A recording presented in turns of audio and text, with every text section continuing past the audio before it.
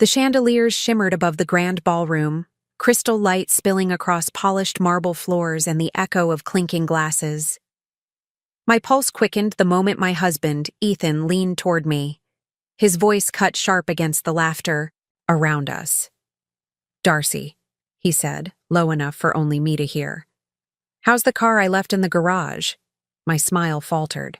I stared at him, confused. "What car?"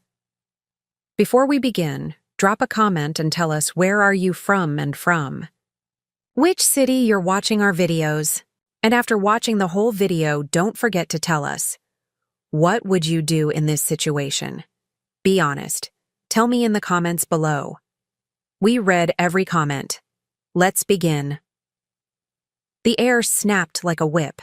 His expression hardened instantly. His blue eyes, usually calm, turned to steel. The music, the chatter, the wine glasses, all of it blurred as he shifted his gaze past me and locked on my older brother Ryan, who stood across the hall, basking in attention with that smug grin. Of his Ethan's jaw tightened. His voice, loud now, cut through the gala like a blade. "Hand over the keys." The room fell silent. Dozens of heads turned, forks froze halfway to mouths.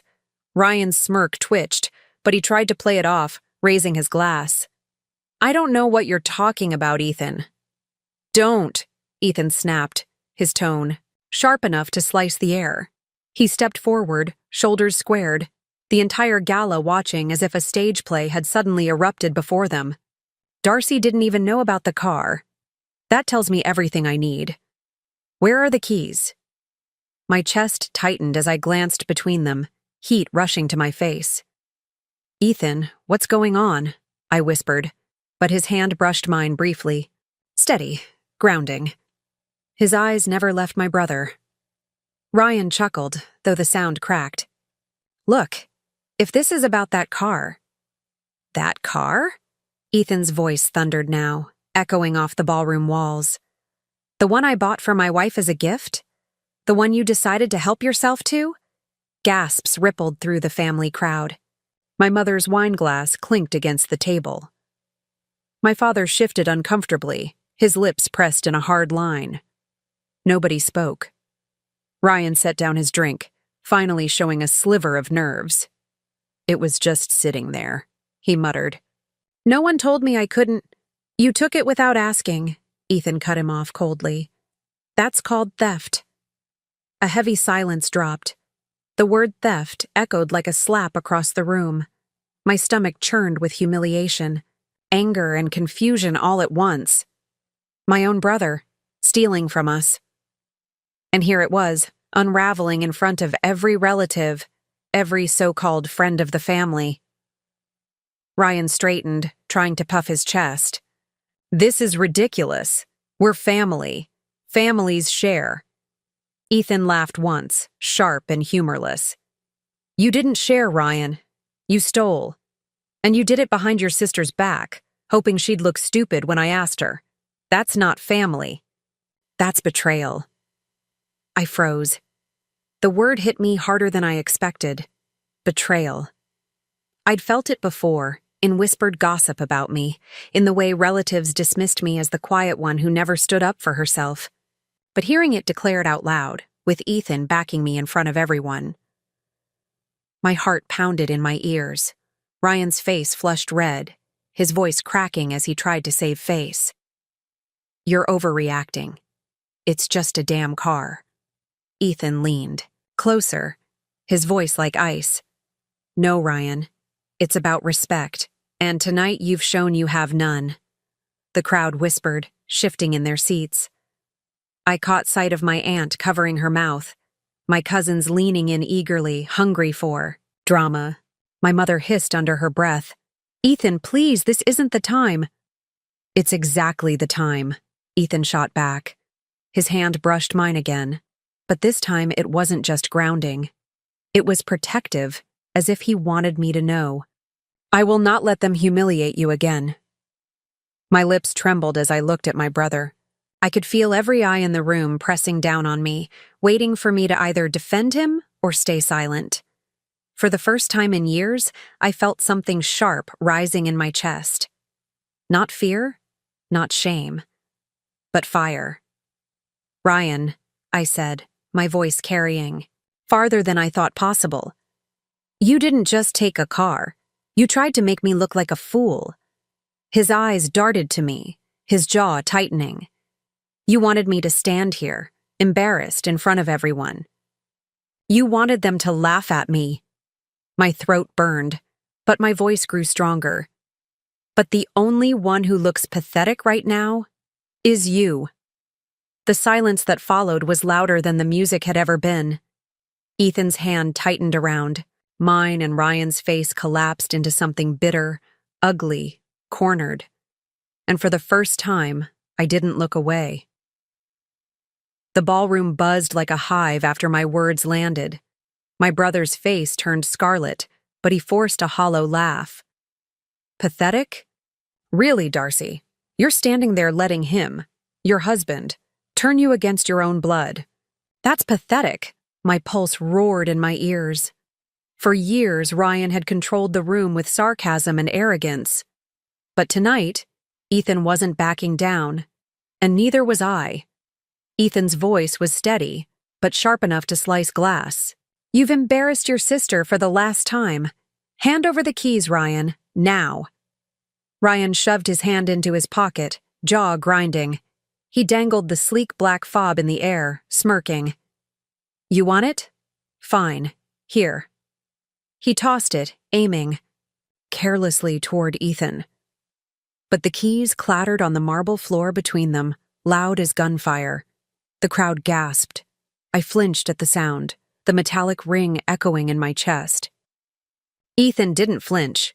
He stepped forward, picked them up with measured calm, and slipped them into my hand. The gesture was small but powerful. Ethan looked me straight in the eye, his voice warm yet firm. "This was always yours." My throat tightened, tears threatening. But before I could speak, Ryan barked out a laugh that scraped like sandpaper. "You're both ridiculous. It's a car. Do you know how stupid this looks? Do you know how many people here think you're overreacting?" Ethan's gaze swept the room, catching eyes that quickly darted away. "If defending my wife's dignity makes me look ridiculous," he said, "then maybe the problem isn't us. It's everyone sitting here watching her get disrespected." The words cracked the air open. Murmurs rippled across the tables. My father shifted uncomfortably. My mother shot Ryan a warning look, but no one moved to defend him. For once, Ryan was alone. I took a shaky breath, my voice steadier than I expected. "You always do this, Ryan. You take what isn't yours, then laugh when people call you out. You've been doing it since we were kids. And every time, the family excuses it. That's just Ryan being Ryan." I locked eyes with him, letting every ounce of anger burn through. "Not tonight. Tonight, everyone sees you for what you are." The heat spread across my chest. Not shame anymore, but something stronger. Liberation. Ryan's smirk faltered, but he jabbed a finger toward me. "Careful, little sister. Don't forget who always bails you out when you need help. You think Ethan will always be around? You think he won't get tired of your silence, your weakness?" Ethan's hand slammed down on the nearest table, rattling. Silverware. The room froze again. "Enough." His voice dropped to a growl.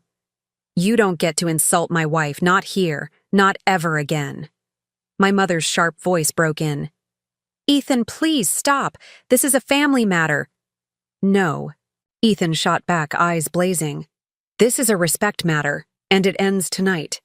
I felt the room tilt, like years of silent battles finally teetering over the edge. My father cleared his throat, his face pale. "Ryan," he muttered, "apologize to your sister." The words hung heavy in the air. For a moment, even I doubted what I'd heard. My father, who never defended me, who always smoothed things over for Ryan, was forcing him to apologize. Ryan's jaw clenched.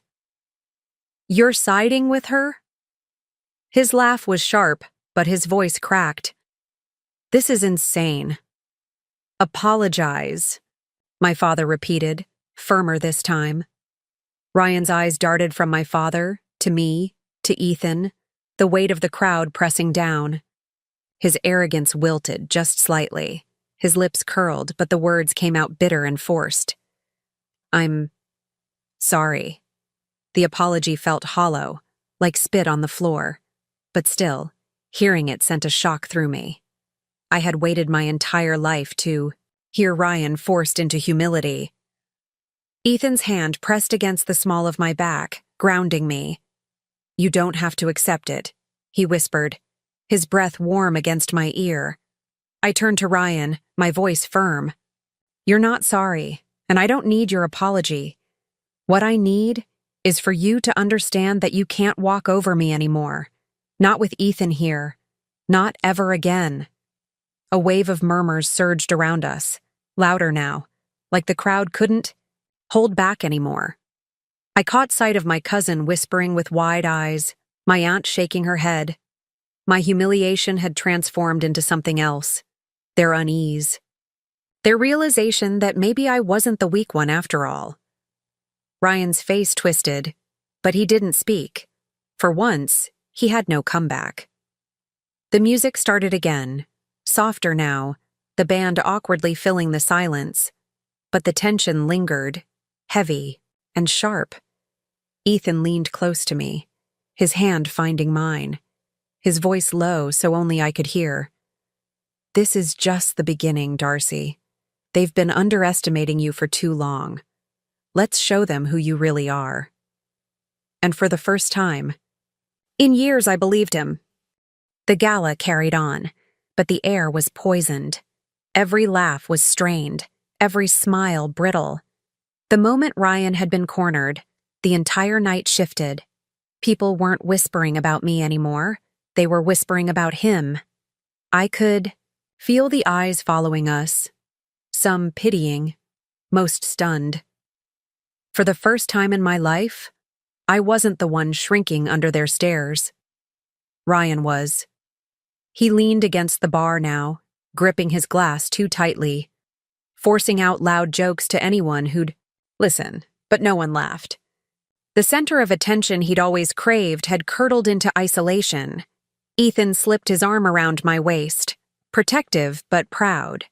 His voice was low, only for me. Look at them, Darcy. They finally see you. Not the quiet shadow they could push around. They see the woman who stood up and said enough. My chest burned, but not with shame this time. With something fiercer. I've never spoken to him like that before. I admitted. You didn't just speak, Ethan murmured. You owned the room. The words rattled inside me like a bell. For years, I had let Ryan's voice be louder, let my parents excuse him, let myself blend into the background. But tonight, under crystal chandeliers and judgmental eyes, something inside me snapped awake. Across the room, my aunt approached Ryan, her voice sharp enough for me to catch pieces. You humiliated yourself. Your sister's stronger than you think. You should have known better. Ryan's shoulders stiffened, his face darkening. His gaze flicked toward me, sharp, furious. My stomach tightened. That look wasn't embarrassment anymore. It was promise. Darcy. My mother's voice cut in, brittle but composed. She smoothed her gown, trying to hold dignity like a mask. Couldn't this have been handled quietly? You've stirred up so much drama, Ethan answered before I could. Drama happens when people cover up disrespect. Darcy didn't stir anything. Ryan did. She just refused to play along. My mother's lips pinched. You don't understand family dynamics. I understand respect, Ethan snapped. Calm but razor-edged. And I'll never apologize for demanding it for my wife. The word wife hit heavy in the air. I stood taller beside him, even as my mother turned away, muttering under her breath. For the first time, I didn't scramble to smooth things over. The band played louder, trying to distract from the storm, but the whispers wouldn't stop. Ryan's friends avoided his eyes. My father avoided mine. And for once, I didn't care. I excused myself to the balcony, needing air. The night wind was cool against my flushed skin, carrying the muffled music from inside. The city lights stretched wide and endless, like possibility. Ethan followed, his hand brushing mine. "You were incredible back there," he said.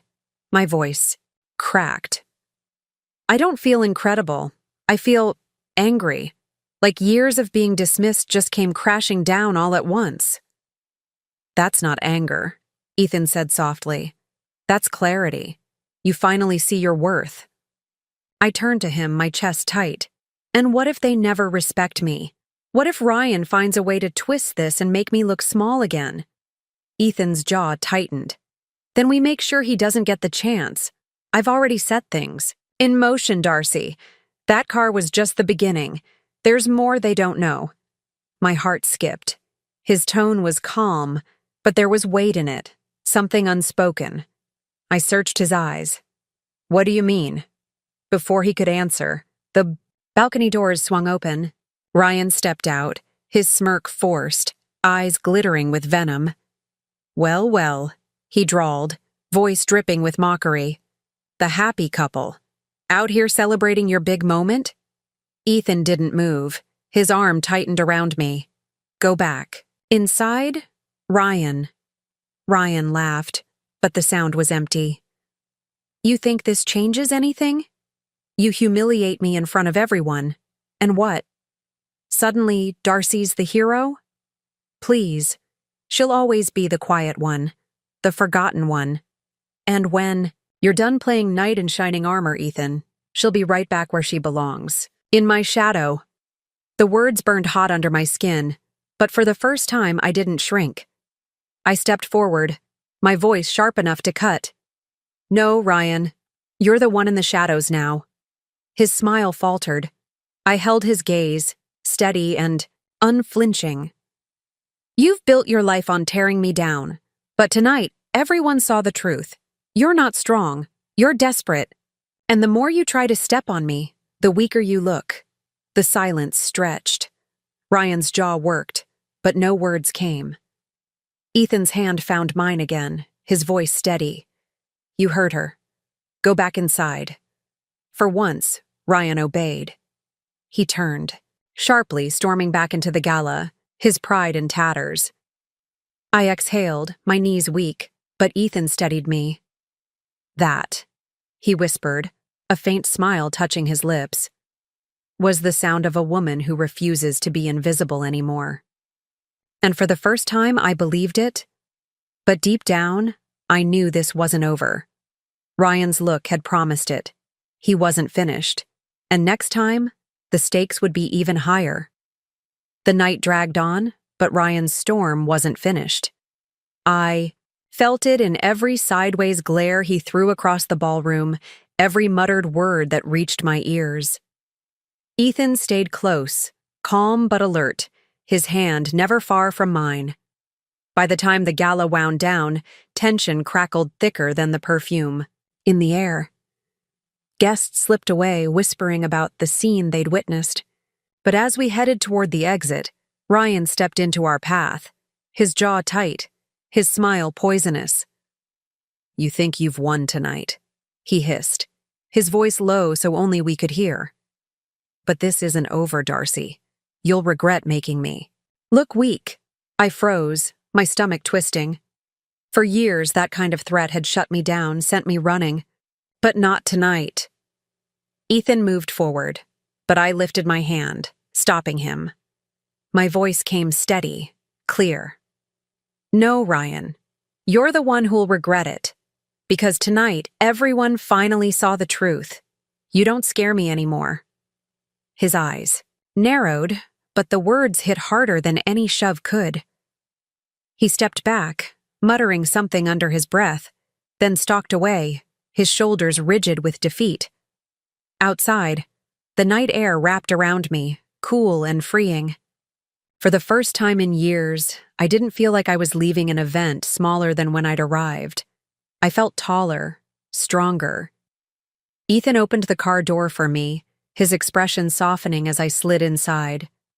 Once he joined me, his hand found mine. Again, firm and grounding. "You were flawless," he said quietly. "Do you know how proud I am of you?" Tears pricked my eyes, but they weren't from shame anymore. They were from relief. From release.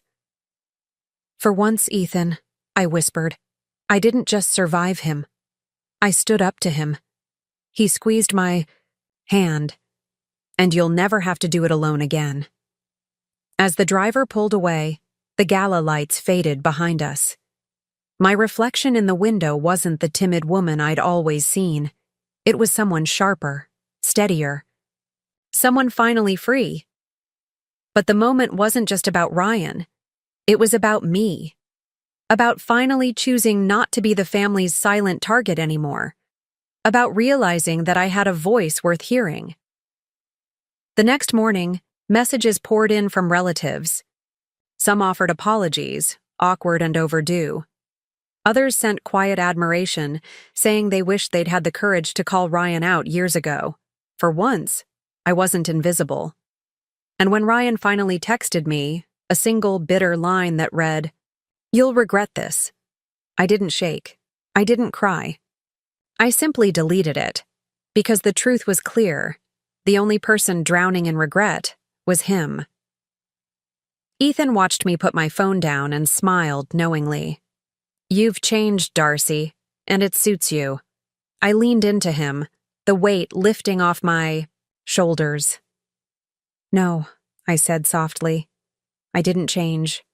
I just finally stopped letting them bury me." The city moved on outside the window, but inside, I felt something I hadn't in years. Peace. And for the first time in my life, I knew. This wasn't just the end of Ryan's control. It was the beginning of me.